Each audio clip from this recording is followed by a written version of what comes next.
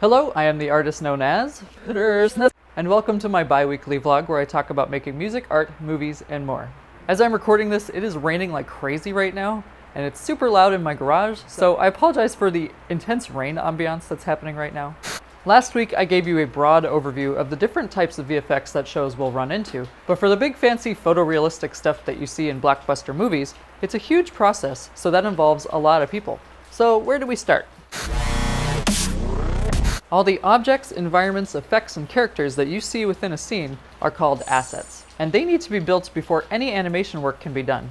Usually an asset list is created from the script, as well as designs created by the art department outlining what each shot's needs are, and from that list, the team can decide what kind of artist resources they need to build everything. This outline also helps with budgeting and scheduling on top of staffing, as each asset will need to go through a specific series of processes done by different people, and each phase can take a certain amount of time depending on the complexity of the asset. First things first, the asset has to be modeled. This is essentially sculpting, except on a computer. In this stage, they're getting the overall shape, aesthetic, and details built out. Sometimes they'll do some basic colors too, but for the most part at this stage, we're only concerned about details and shape. On an animal, for example, this is the musculature, facial features, and any small unique things like scars or anomalies. This can get pretty detailed. Everything needs to be modeled separately. Clothing, characters, buildings, objects, furniture, you name it. Next, it's time to paint and texture the sculpt. Just like clay, the model is usually just gray or terracotta colored. The modeler will send the model over to the texturer, who will paint on colors, patterns, and even more details. This artist will need to be able to adjust any 2D textures to fit on the model and create something called a UV map, similar to a map of the Earth which you may have seen that has been cut up on the edges to fit properly around a globe. Many times hair or fur will also start to be considered in this phase.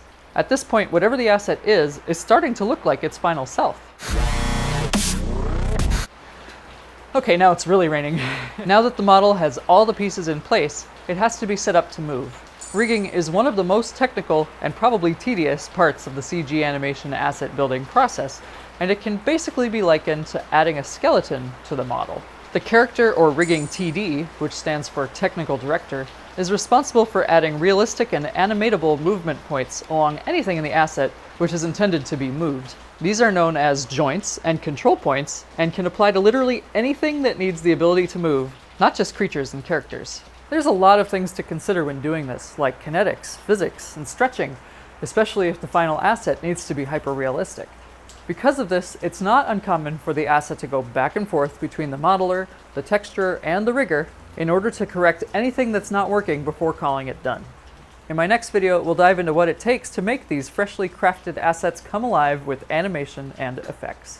What are some specific effects or creatures that you've seen recently that blew you away? Let me know in the comments.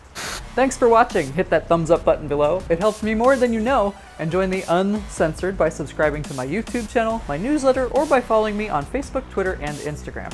If you never want to miss a video, be sure to click that little notification bell icon too. Thank you so much again, and I'll see you next time for animation.